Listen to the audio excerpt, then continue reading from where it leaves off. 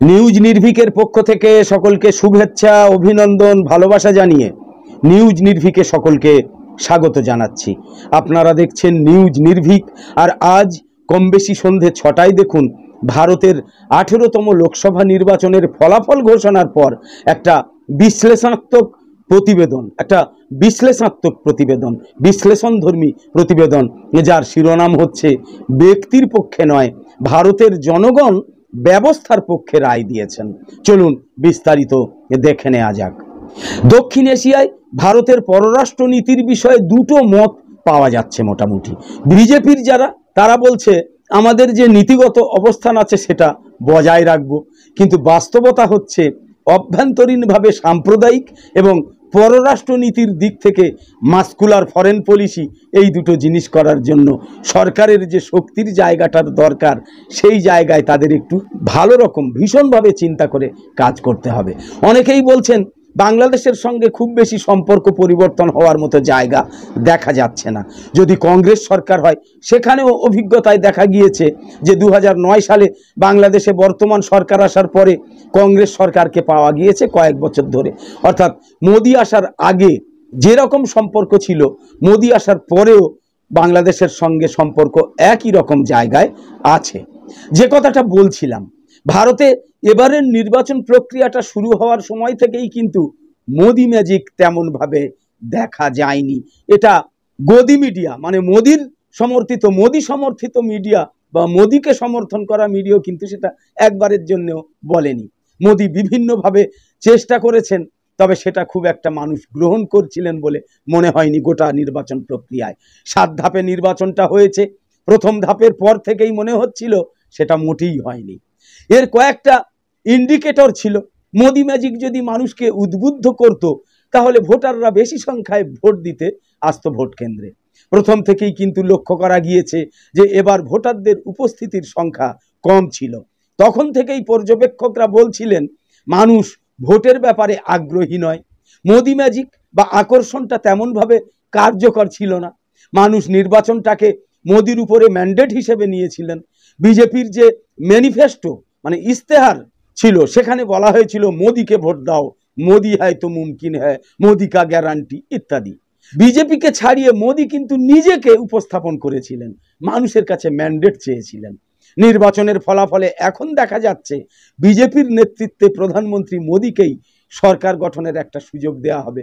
কিন্তু রাজনৈতিকভাবে এই নির্বাচনটা মোদির জন্য কোনো দিক দিয়েই ভালো খবর নিয়ে আসেনি। আগে 2019 সালে তার পার্লামেন্টে যে পরিমাণে সংখ্যাগরিষ্ঠতা ছিল, মানে 303-এর কাছাকাছি 3 মনে হয়, এবার তা অনেক পরিমাণে কমে গিয়েছে। বিজেপির নেতৃত্বে এনডিএ 293টা সংখ্যায় জোট হিসাবে আছে। এককভাবে বিজেপি পেয়েছে 240টা আসন। অথচ একক দল হিসাবে বিজেপিকে সরকার গড়তে হলে 272 সিটের সংখ্যাগরিষ্ঠতা দরকার একেবারে, তা কিন্তু হয়নি। এখন সরকার গঠন করতে হলে বিজেপিকে কিন্তু এনডিএর সমর্থন নিতেই হবে। 2019 সালে বিজেপির নিজেরই 272-এর ওপর আসন ছিল। তখন বিজেপির একার আসন সংখ্যা ছিল, যেটা বললাম, 303টে। এনডিএ বা যারা শরিক আছেন তাদের ওপরে তখন নির্ভরশীল হতে হয়নি বিজেপিকে। এবার কিন্তু ওদের ওপরে সম্পূর্ণভাবে নির্ভরশীলতা বাড়বে। 2019 সালের পরে মোদি যেভাবে প্রশাসন চালিয়েছে, সেখানে বেশিরভাগ সময় মোদির সিদ্ধান্তই বাস্তবায়ন করা হয়েছে, এনডিএর সিদ্ধান্ত বাস্তবায়ন হয়নি। মোদি হয়তো মুমকিন হয়, এখন সেটাই ভীষণ কঠিন হয়ে গেল। কারণ এখন একদিকে বিহারে জেডিইউ মানে জনতা দল ইউনাইটেড এবং অন্ধ্রের টিডিপির তেলেগু দেশম পার্টির ওপরে নির্ভরশীল হতে হবে মোদিকে বা মোদির বিজেপিকে। মজার ব্যাপার হচ্ছে 90-এর দশকে ওই দুটো দলই, অর্থাৎ চন্দ্রবাবু নাইডুর টিডিপি এবং নীতিশ কুমারের জেডিইউ, বিজেপিতেও গিয়েছে আবার কংগ্রেসেও গিয়েছে। তার মানে তারা দুদিকেই নাড়াচাড়া করে, এবার করতেও পারে দুদিকে নাড়াচাড়া। হয়তো এখন তারা এনডিএর আওতায় থাকবেন, কিন্তু চিন্তার বিষয় হচ্ছে তারা কংগ্রেসের সঙ্গে কথা বলবেন কিনা বা বলেছে কিনা। কেননা ইন্ডিয়া জোটের মিটিংয়ের আগে কংগ্রেস তো বলেছিল তারা কথা বলার চেষ্টা করবে। তবে ইন্ডিয়া জোটের বৈঠকে কিন্তু সিদ্ধান্ত হয়েছে যে গঠনমূলক বিরোধী ভূমিকাতেই থাকবে ইন্ডিয়া জোট। তবে কংগ্রেস ইচ্ছা করলে দুটো দলের সাথে কথা বলে সমর্থন চাইলে হয়তো সমর্থন পেতে পারত, এবং তাহলে হয়তো ইন্ডিয়া জোটই সরকার গঠন করলেও করতে পারত। যাই হোক, সেই পরিস্থিতি কেমন হবে আমাদের তাকিয়ে থাকতে হবে আগামী দিনের জন্য। যাই হোক, এই দুটো দল চাইলে কংগ্রেসের নেতৃত্বে 272 সিটের বেশি নিয়ে জোট সরকার কিন্তু করতেই পারত। যাই হোক, মোদী প্রশাসনের চ্যালেঞ্জগুলো হচ্ছে একছত্রভাবে বিজেপি যে সিদ্ধান্তগুলো নিতে পারত, এখন সেখানে জোটের প্রক্রিয়ার মধ্যে দিয়ে যেতে হবে। এককভাবে মোদীর সরকার বলে সেই সিদ্ধান্ত নেওয়া যাবে না। সিদ্ধান্ত গ্রহণ প্রক্রিয়াটা আগের থেকে ভীষণ ভীষণ জটিল হবে। মোদী নিজেই নির্বাচনের প্রথম ধাপ শেষ হয়ে যাওয়ার পর থেকে সাম্প্রদায়িকতার পারদটাকে অনেক উপরের দিকে তুলছিলেন। তার মুখ থেকে সাম্প্রদায়িক বক্তব্যগুলো সবাইকে চিন্তিত করেছে। তখনই আন্দাজ করা গিয়েছিল যে অভ্যন্তরীণভাবে তারা কি বুঝতে পারছে যে এখানে তাদের অবস্থাটা প্রত্যাশিত পর্যায়ের নিচে আছে। সেই কারণে সাম্প্রদায়িকতার বিভাজনটা মানুষকে ভাবিয়ে তুলেছিল। এই ফলাফলের মধ্যে দিয়ে এটা অন্তত জানা গেল যে প্রথমত ভারতীয় জনগণ সামগ্রিকভাবে সাম্প্রদায়িক গার্ড ব্যবহারটাকে পছন্দ করেনি। দ্বিতীয়ত, যেখানেই সাম্প্রদায়িকতার বিষ বাষ্পটা বেশি সক্রিয় হয়েছে সেখানেই বিজেপি হেরে গিয়েছে। বিজেপির যে লোকসানটা হয়েছে তার বেশিরভাগই এসেছে উত্তরপ্রদেশ থেকে। কারণ উত্তরপ্রদেশেই 80টা আসনের মধ্যে প্রায় 72টা থেকে 73টা তাদের হাতে ছিল, বিজেপির হাতে ছিল। এবার সেটা অনেক নিচে নেমে এসেছে। ইন্ডিয়া জোট অনেক বেশি আসন পেয়েছে। বিশেষ করে অখিলেশ যাদবের সমাজবাদী পার্টি খুব ভালো ফলাফল করেছে। সব থেকে বড় কথা, অযোধ্যার যেখানে বাবরি মসজিদের অবস্থান, 1992 সালে যে বাবরি মসজিদকে ধ্বংস করা হয়েছে, সেখানে জানুয়ারি মাসে মোদী আবার নিজে রাম মন্দির উদ্বোধনও করেছেন। উদ্দেশ্য ছিল কি না, উদ্দেশ্য ছিল হিন্দু বা মেজরিটি কমিউনিটির সমর্থন আদায়ের জন্য একটা বাতাবরণ তৈরি করা। তো সেই অযোধ্যাতেই কিন্তু বিজেপির প্রার্থী হেরে গিয়েছেন। এটা খুব চমকপ্রদ ছিল। গদি মিডিয়া আপনাদের এই খবরগুলো বলবে না, এই নিয়ে তারা একটুও বিশ্লেষণ করবে না। যাই হোক, অর্থাৎ হিন্দু কার্ড কাজে লাগেনি, এটা কিন্তু মানতেই হবে। যোগী আদিত্যনাথের উত্তরপ্রদেশে তো লাগেইনি। সামগ্রিকভাবে ভারতের মানুষের কাছেও এই হিন্দু কার্ডটা কাজ করেনি। এটা গদি মিডিয়া বলছে না, বলবে না। এখানে ভারতের জনগণ শক্তিশালী ব্যক্তির চাইতে শক্তিশালী ব্যবস্থার প্রতি তাদের আস্থা প্রকাশ করেছে। এটা আজকে নয়, 70-এর দশকে ইন্দিরা গান্ধীর সময়ও ঘটেছিল। ইন্দিরা গান্ধী 77-এর নির্বাচনে হেরে গিয়েছিলেন। কংগ্রেস আজ পর্যন্ত তাদের যে দুর্গতি বা দুর্দশায় আছে সেটার জের কিন্তু ওই 77 সালের নির্বাচনের পর থেকেই শুরু হয়েছে। ভারতীয় জনগণ একক শক্তিশালী নেতৃত্বের চাইতে ব্যবস্থার প্রতি যে তাদের আস্থা বেশি, এটা তারা বারবার প্রমাণ দিয়েছে। এবারেও দিল এই 2024-এর 18তম লোকসভা নির্বাচনে। দ্বিতীয়ত, ভারতে গণতান্ত্রিক প্রক্রিয়ার প্রতি যে হুমকি তৈরি হয়েছিল বলে অনেকেই মনে করেন। কারণ সংবিধান সংশোধনের একটা ভয় ছিল। যারা নিম্নবর্গের মানুষ আছে তাদের অধিকার হরণ করার একটা আশঙ্কা ছিল। ভারতীয় গণতন্ত্রের প্রতি যে হুমকিটা ছিল, এবারের নির্বাচনে জনগণ তাদের সক্রিয়তার মধ্যে দিয়ে ভারতের সংবিধান এবং তাদের গণতান্ত্রিক প্রক্রিয়াটাকে রক্ষা করতে পেরেছে। আপাত হুমকিটা মোটামুটিভাবে থামিয়ে দেওয়া হয়েছে। গদি মিডিয়া এটা বলবে না।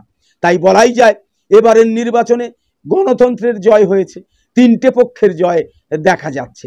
যেহেতু তৃতীয়বার এনডিএর সমর্থনে মোদী আবার সরকার গঠন করতে চলেছেন, সেক্ষেত্রে এনডিএ নিজেরা জয় দাবি করতেই পারে। 2019 সালের প্রেক্ষাপটে এবার ইন্ডিয়া জোট বা বিরোধী জোটও অসাধারণ ফলাফল করেছে, কিন্তু তাদের যে অবস্থা ছিল সেটা উতরে এসে এখন বিকল্প হিসাবে নিজেদের উপস্থাপন করতে পারছে। সেটা তাদেরও কিন্তু জয়ই বটে। গদি মিডিয়া একথা বলবে না। আর সবচেয়ে বড় জয় হয়েছে ভারতের জনগণের, ভারতের ভোটারদের। তাদের যে বক্তব্য আছে সেটাকে তারা শক্তিশালীভাবে উপস্থাপন করে ভারতের গণতন্ত্র রক্ষা করেছেন। তাই আমি মনে করি 3টে গ্রুপই জয়ী হয়েছে। এটা অনেক বিশ্লেষকও বলছেন।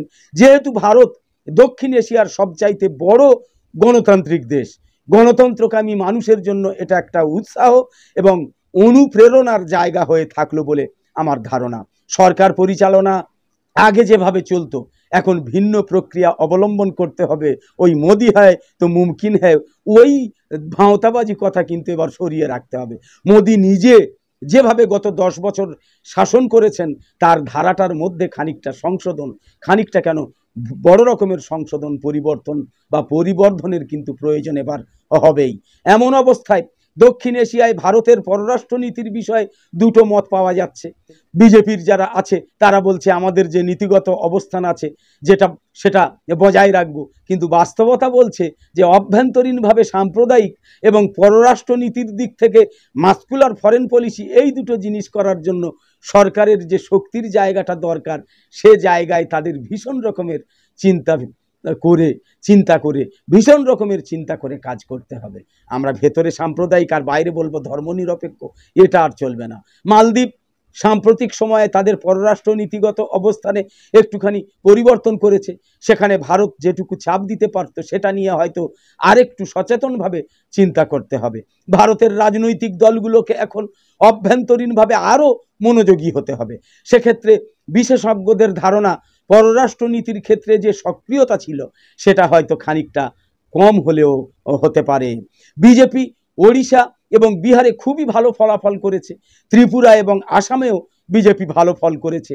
সেই প্রেক্ষাপটে পশ্চিমবঙ্গে তারা শুধু নিজেদের সুরক্ষাই দেয়নি, সুরক্ষাই নষ্ট করেনি, বরঞ্চ বিজেপিকে ওখান থেকে সরিয়ে মমতা ব্যানার্জির তৃণমূল কংগ্রেস 42টা লোকসভা আসনের মধ্যে 29টা আসনেই কিন্তু জয়ী হয়েছে।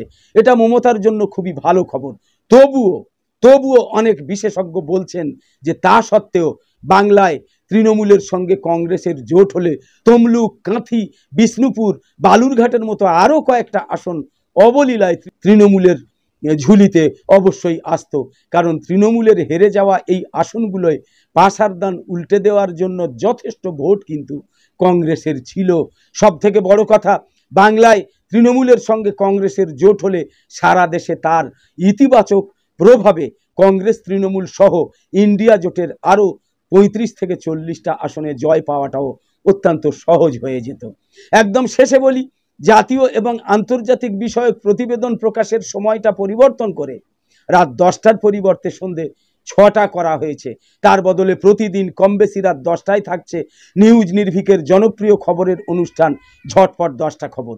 সন্ধে 6টায় থাকছে মধ্যপ্রাচ্য সহ ইউক্রেন রাশিয়া যুদ্ধ নিয়ে, ইসরায়েল গাজা সংঘাত নিয়ে, ইরান ইসরায়েল বৈরিতা সহ বিশ্বের বিভিন্ন দেশের টাটকা বিষয় নিয়ে আন্তর্জাতিক প্রতিবেদন, এবং ভারতের রাজনীতি, ভারতের এই ভোট পরবর্তী খবরাখবর ইত্যাদির বিশ্লেষণ ইত্যাদি নিয়ে থাকছে জাতীয় প্রতিবেদন, যেটা কম বেশি রাত 10টায় আগে প্রকাশ করা হতো, এখন সেটা কম বেশি প্রতিদিন থাকছে ভারতের 18তম লোকসভা নির্বাচনের গুরুত্বপূর্ণ খবরের আপডেট, ভোট পরবর্তী সরকার গঠন ইত্যাদি নিয়ে গুরুত্বপূর্ণ খবরের আপডেট থাকছে, গুরুত্বপূর্ণ কিছু বিষয়ের লাইভ সম্প্রচার। এসব কিছু পেতে সাবস্ক্রাইব, ফলো, লাইক, কমেন্ট এবং শেয়ার করে নিউজ নির্ভীকের ইউটিউব চ্যানেল আর ফেসবুক পেজের সঙ্গে থাকুন। আমাদের আরও ভিডিও বানাতে উৎসাহিত করুন। আর অনুরোধ করব, সাবস্ক্রাইবার আর ফলোয়ার হয়ে থাকলেও নিউজ নির্ভীক চ্যানেল বা নিউজ নির্ভীকের অনুষ্ঠান অবশ্যই নিয়মিত দেখুন। কেননা ফেসবুক পেজের অনেক দর্শকই অভিযোগ করেন যে নিউজ নির্ভীকের অনুষ্ঠান তাদের কাছে ঠিকমতো পৌঁছয় না, মানে নোটিফিকেশান পৌঁছয় না। সাবস্ক্রাইবার বা ফলোয়াররাও এই কথা বলেন। আসলে আমরাও জানি যে ফেসবুক তাদের সাবস্ক্রিপশন বিক্রি করার জন্য কয়েক মাস হলো রেকমেন্ডেশন একদম বন্ধ করে রেখেছে বলা যায়। ফলে বেশিরভাগ দর্শকের কাছেই ভিডিও পৌঁছচ্ছে না। তাই বলবো, নিউজ নির্ভীক নিয়মিত দেখুন। নিউজ নির্ভীক নিয়মিত দেখলে দেখবেন নিউজ নির্ভীকের সব অনুষ্ঠান তখন আপনা আপনি আপনাদের কাছে পৌঁছে যাচ্ছে। এরপরেও যদি নিউজ নির্ভীককে না দেখতে পান, তাহলে ফেসবুকে গিয়ে বাংলায় এবং ইউটিউবে গিয়ে বাংলায় অথবা ইংরাজিতে নিউজ নির্ভীক লিখে সার্চ করে দেখুন। ইউটিউবে ইংরাজিতে NEWSNIRVIK নিউজ নির্ভীক লিখে সার্চ করে দেখুন, অবশ্যই নিউজ নির্ভীক চ্যানেল পেয়ে যাবেন। আবার বলবো, ব্যতিক্রমী খবরাখবর সহ সব ধরনের ভিডিও এবং লাইভ সম্প্রচার দেখার জন্য নিউজ নির্ভীকে অবশ্যই চোখ রাখুন আর অবশ্যই নিউজ নির্ভীকের সঙ্গে থাকুন। তো আপাতত শেষ করছি, পরের পর্বে আবার দেখা হবে। সকলে খুব ভালো থাকুন, সুস্থ থাকুন, ধন্যবাদ।